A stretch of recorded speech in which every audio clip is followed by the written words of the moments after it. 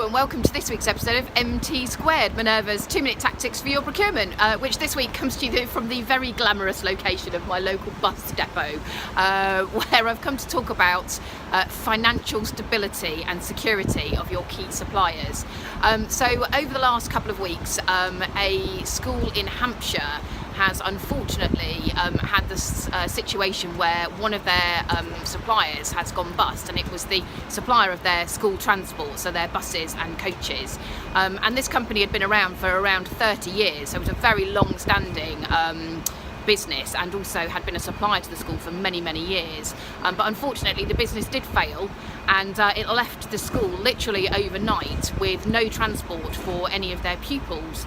And so it reminded me that we do need to consider the financial stability of the suppliers that we are using, particularly those for key services like school transport.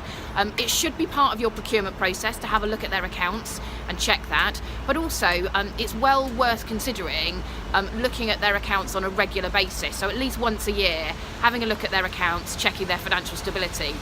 Now, I'm not suggesting that you do this for every single supplier that you have. That would be almost impossible to do, and and would take up far too much time. However, if you've got key services, school transport, catering, cleaning, those services where even a day without that service would provide you with an issue or cause you an issue, then you really probably ought to be checking up on them.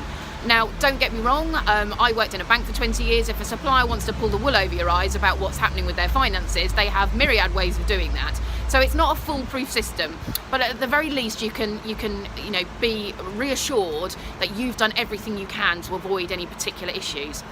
If you don't have the skills to read a set of accounts, there are plenty of people that do. You'll probably find that someone on your board of governors, maybe your trustees, or even your own accountant, if you're using an accountancy firm, will have the ability to do that. So that's my tactic for this week.